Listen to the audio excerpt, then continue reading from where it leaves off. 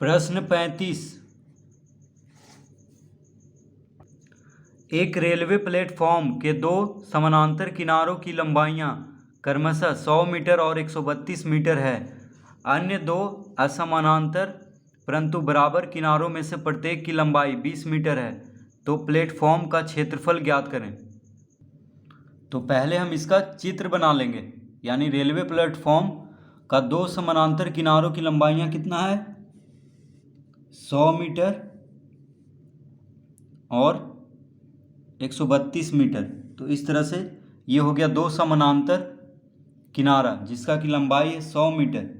इसका लंबाई कितना है, 100 मीटर,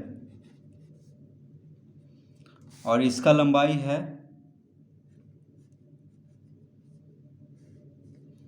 132 मीटर। ठीक है, तो दो समानांतर किनारा, तो रेलवे प्लेटफॉर्म के दो समानांतर किनारों की लंबाइयां दिया हुआ है 100 मीटर और 132 मीटर। अब इसको देखिए मिला देंगे, प्लेटफॉर्म है, इसको मिला देंगे क्योंकि कह रहा है दो असमानांतर मतलब ये देखिए असमानांतर भुजा है जो कि आगे जाके मिल जाएगा, और ये जो भुजा है ये दोनों ये समानांतर है क्योंकि ये आगे जाके नहीं मिलेगा। ठीक है, तो मान लीजिए इसका कोई नाम दे देते हैं। तो इसको हम नाम दे दिए ABCD। तो ये समलंब के जैसा है क्योंकि समलंब में क्या होता है, दो समानांतर भुजा होता है।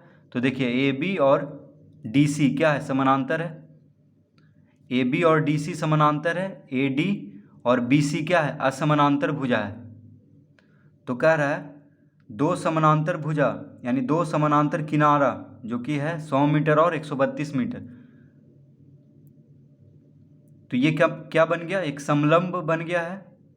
यानी जो रेलवे का प्लेटफॉर्म है वह कैसा है, समलंब के जैसा है, क्योंकि समलंब में क्या होता है, दो भुजा समानांतर होता है। तो यहाँ पे दिया हुआ है कि AB समानांतर है किसके, DC के।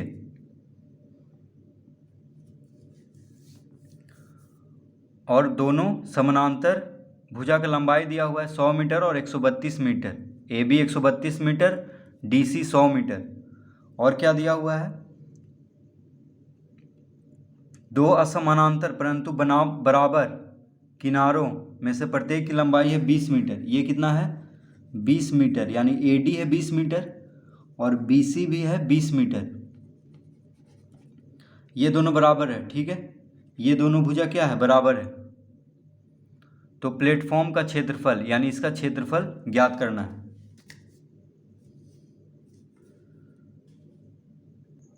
तो लिखेंगे माना कि समलंबाकार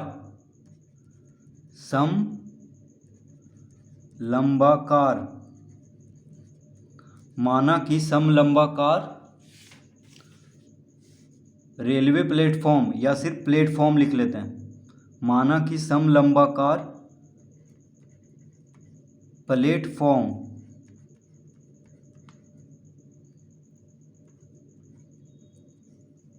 ABCD में, तो ये जो रेलवे प्लेटफॉर्म है वो कैसा है, समलंब के आकार का है।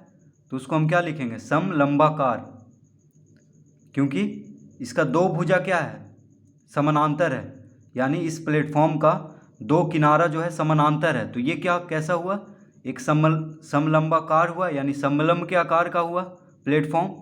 तो हम लिखेंगे माना कि समलंबाकार प्लेटफॉर्म ABCD में, माना कि समलंबाकार प्लेटफॉर्म ABCD में AB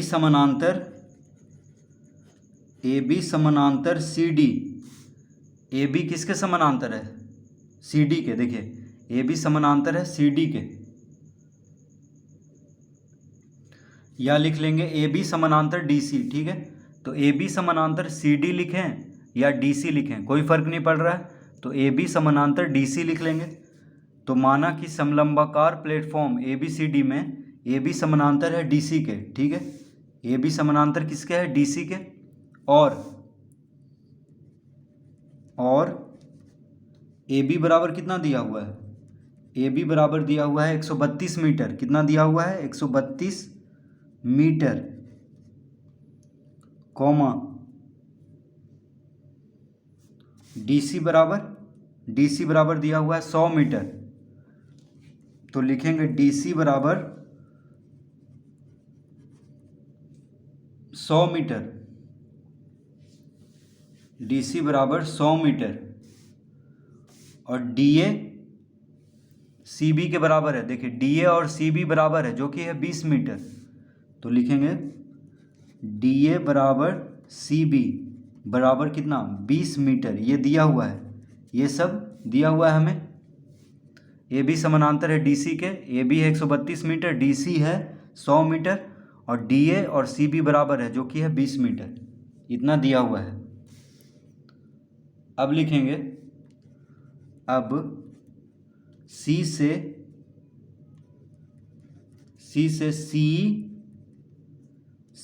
सी समानांतर डी ए खींचा जो ए बी से ई पर मिलती है।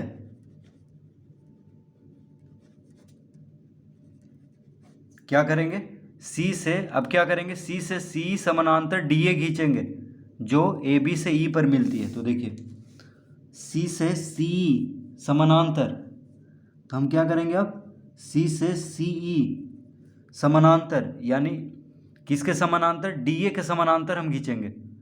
तो सी से सी ई समानांतर डी ए खींचेंगे जो ए बी से ई पर मिलती है, यानी सी किसके समानांतर खींचेंगे, डी ए के समानांतर, ठीक है। तो ये इसके समानांतर हम इस लाइन को खींचेंगे जो कि ए बी से ई पर मिलती है। इतना हमें इसमें रचना करना है, यानी खींच लेना है। इस तरह लिख लेंगे। तो जब सी समानांतर डी ए हो गया तो क्या हुआ, तो लिखेंगे अतः ए सी डी एक समानांतर चतुर्भुज है।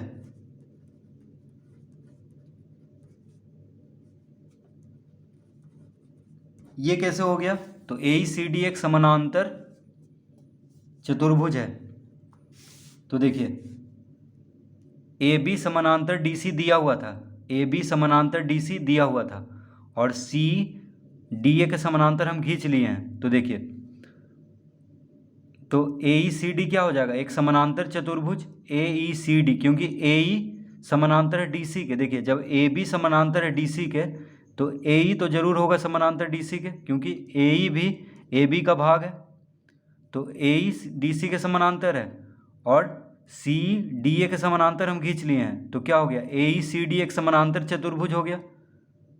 ए ई सी डी क्या हो गया, एक समानांतर चतुर्भुज, क्योंकि ए ई समानांतर है डी सी के और सी समानांतर डी ए हम खींच लिए हैं। तो क्या हो गया, ए ई सी डी एक समानांतर चतुर्भुज।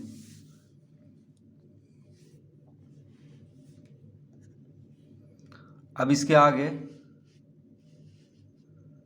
तो लिखेंगे अतः ए ई सी डी एक समानांतर चतुर्भुज है। अतः ए ई बराबर डी सी बराबर कितना हो जाएगा, ए ई बराबर डी सी बराबर 100 मीटर। क्या हो जाएगा, 100 मीटर। तो देखिए जब ए ई सी डी एक समानांतर चतुर्भुज हो गया, तो समानांतर चतुर्भुज में सामने का भुजा क्या होता है, बराबर। तो जब डी सी 100 मीटर है तो ए ई भी 100 मीटर हो जाएगा, ठीक है। डी सी जब 100 मीटर है तो ए ई भी 100 मीटर हो जाएगा, क्योंकि ए ई सी डी एक समानांतर चतुर्भुज है। तो समानांतर चतुर्भुज में सम्मुख भुजा यानी सामने का भुजा क्या होता है, बराबर। तो डी सी जब 100 मीटर है तो ए ई कितना हो जाएगा, 100 मीटर। इस तरह लिख लेंगे। और DA जब 20 मीटर है तो C भी 20 मीटर हो जाएगा, यानी ये भी कितना हो जाएगा 20 मीटर। ठीक है, C तो लिख लेंगे। तो समानांतर चतुर्भुज में क्या होता है, सम्मुख भुजा बराबर, तो AE DC के बराबर हो जाएगा जो कि 100 मीटर है। और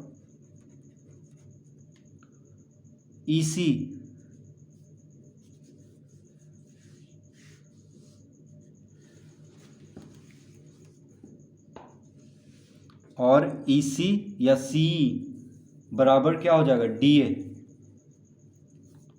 तो C बराबर DA कितना है 20 मीटर, तो यहाँ पे लिख लेंगे 20 मीटर। तो AE DC के बराबर हो जाएगा और CE DA के बराबर हो जाएगा, क्योंकि AECD क्या है, एक समानांतर चतुर्भुज। तो समानांतर चतुर्भुज में सम्मुख भुजा बराबर होता है, तो AE DC के बराबर हो जाएगा जो कि 100 मीटर, CE DA के बराबर हो जाएगा जो कि है 20 मीटर। इस तरह लिख लेंगे। तो लिखेंगे अब C से CF लंब EB घींचा, C से CF लंब EB घींचा। देखिए अब क्या करेंगे, C से CF लंब EB पे खींचेंगे। तो C से CF लंब EB पे खींचेंगे। ठीक है, CF लंब EB पे, यानी C से CF किस पे लंब खींचेंगे, EB पर। C से CF EB पे एक लंब खींचेंगे। तो लंब मतलब क्या हुआ, 90 डिग्री का कोण बना रहा है यहाँ पे। ठीक है, तो C से CF लंब EB खींचा, इस तरह लिख लेंगे। अब इसके आगे,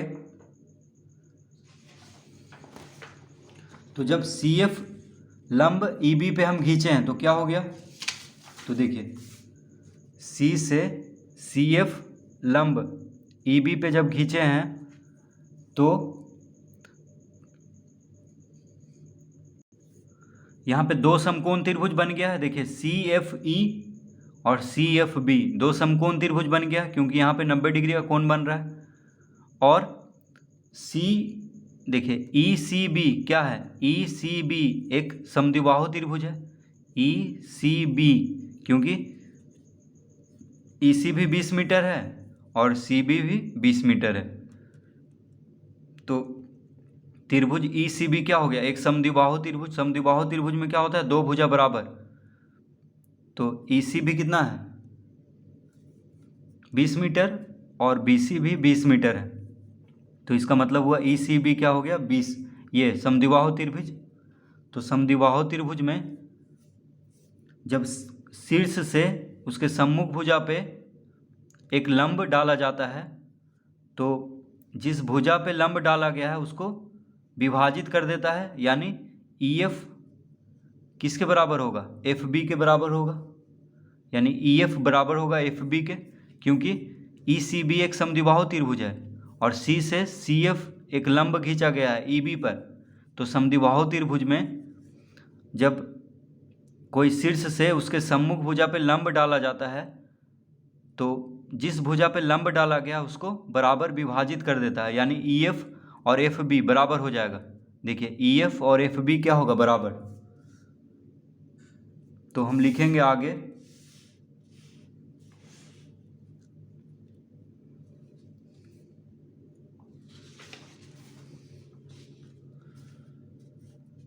अतः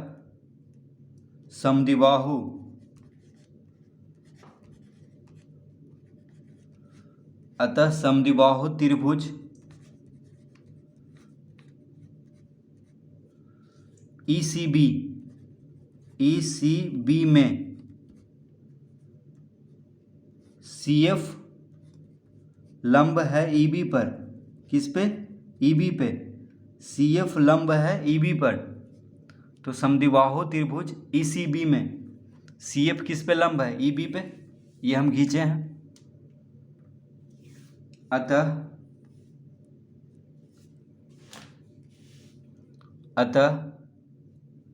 क्या हो जाएगा? ई एफ बराबर एफ बी।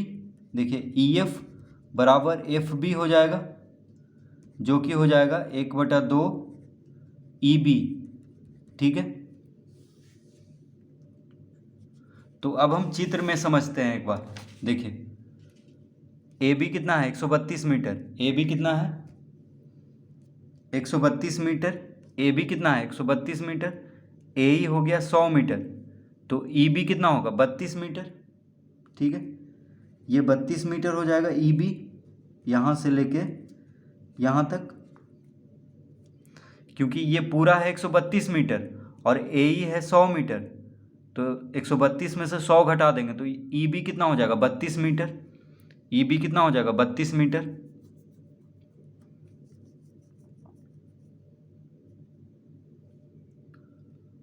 ई बी हो गया 32 मीटर। ठीक है, तो ई एफ और एफ बी बराबर है। देखिए ई एफ और एफ बी बराबर है, तो 32 का आधा हो जाएगा, यानी ई एफ और एफ बी 16 मीटर हो जाएगा। तो इसके आगे हम लिख लेंगे ई एफ बराबर एफ बी बराबर 1/2 गुना ई बी, यानी 1/2 गुना ई बी कितना है? ई बी है 32 मीटर। ठीक है, बराबर कितना आ गया? 16 मीटर। ठीक है, यानी ई एफ और एफ बी कितना हो गया? 16 मीटर। तो लिखेंगे अब समकोण त्रिभुज, अब समकोण त्रिभुज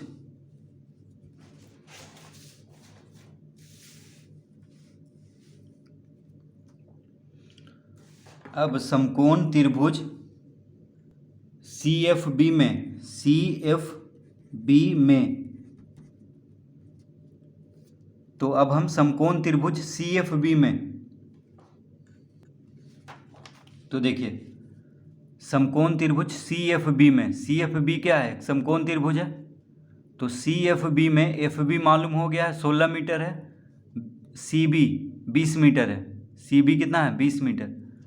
तो समकोण त्रिभुज में दो भुजा मालूम है, तो तीसरा भुजा हम ज्ञात कर सकते हैं, यानी कर्ण। देखिए समकोण के सामने वाला भुजा कर्ण होता है, तो बी सी मालूम हो गया है 20 मीटर। एफ बी कितना हो गया है? 16 मीटर, 32 का आधा। ठीक है, तो कर्ण का वर्ग में से आधार का वर्ग को घटा देंगे तो लंब का वर्ग आ जाएगा। यानी समकोण त्रिभुज में अगर दो भुजा मालूम हो तो तीसरा भुजा हम ज्ञात कर सकते हैं पाइथागोरस प्रमेय से। तो इसके आगे अब हम लिख लेंगे, अब समकोण त्रिभुज सी एफ बी में, सी एफ यानी लंब जो ऊंचाई है, तो सी एफ बराबर क्या होगा? सी बी का वर्ग माइनस एफ बी का वर्ग। देखिए समकोण त्रिभुज सी एफ बी में, सी एफ बी में सी एफ बराबर क्या हो जाएगा? यानी लंब बराबर कर्ण का वर्ग माइनस आधार का वर्ग का अंडर रूट, यानी सी बी का वर्ग माइनस एफ बी का वर्ग का अंडर रूट। इस तरह लिख लेंगे। तो सी बी कितना है? सी बी है 20, यानी 20 का वर्ग माइनस एफ बी कितना आया? 16, 16 का वर्ग का अंडर रूट। तो 20 का वर्ग 20 गुना 20 400 माइनस 16 का वर्ग, तो 16 गुना 16, 16 छक 96, 16 9 25, कितना आ गया? 256। इसका अंडर रूट कर देंगे तो 400 में से 256 घटा लेंगे, 10 में से 6 गया 4, 9 में से 5 गया 4, 3 में से 2 गया 1, यानी 144। तो सी एफ बराबर कितना आ गया? 12 मीटर। 144 का वर्गमूल होगा 12, तो सी एफ कितना आ गया? सी एफ बराबर आ गया 12 मीटर। तो देखिए CF कितना आ गया 12 मीटर, CF हो गया 12 मीटर, ठीक है। तो इस समलंब में ऊंचाई आ गया है, CF जब ज्ञात हो गया तो यानी इसका ऊंचाई, समलंब का ऊंचाई ज्ञात हो गया है कितना 12 मीटर। तो जब ऊंचाई ज्ञात हो गया तो अब हम समलंब का क्षेत्रफल ज्ञात कर लेंगे। तो लिखेंगे अतः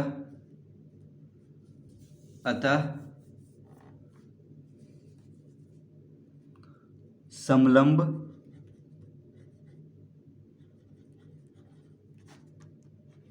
का क्षेत्रफल।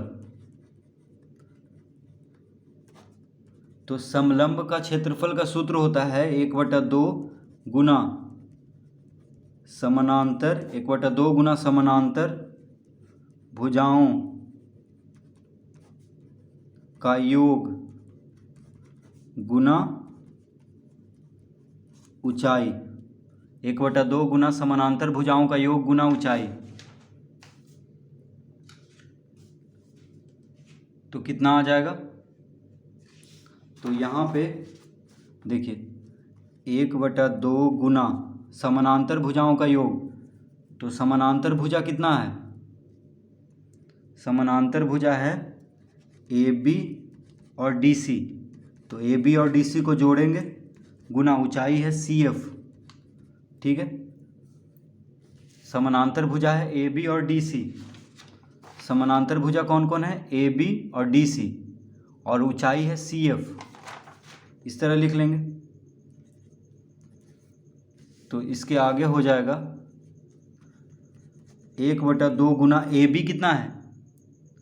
AB है 132 मीटर दिया हुआ है, DC है 100 मीटर, गुना ऊंचाई हम अभी लाए हैं 12 मीटर, ठीक है। तो ऊंचाई ज्ञात करने के लिए हम उतना किए थे।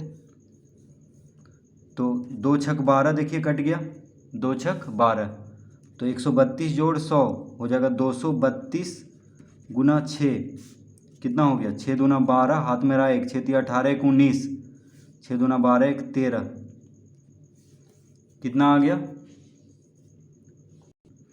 1392 वर्ग मीटर, क्योंकि मीटर में दिया हुआ है। तो 1392 वर्ग मीटर इसका क्षेत्रफल आ गया। तो लिखेंगे अतः किसका क्षेत्रफल निकालना था? रेलवे प्लेटफॉर्म का। तो लिखेंगे अतः रेलवे प्लेटफॉर्म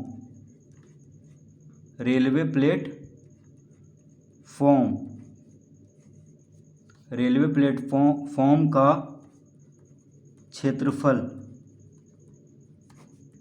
रेलवे प्लेटफॉर्म का क्षेत्रफल बराबर 1392 वर्ग मीटर। तो रेलवे प्लेटफॉर्म का क्षेत्रफल कितना हो गया? 1392 वर्ग मीटर। तो इस तरह हम इस प्रश्न को हल करेंगे। तो एक बार देख लेते हैं फिर से।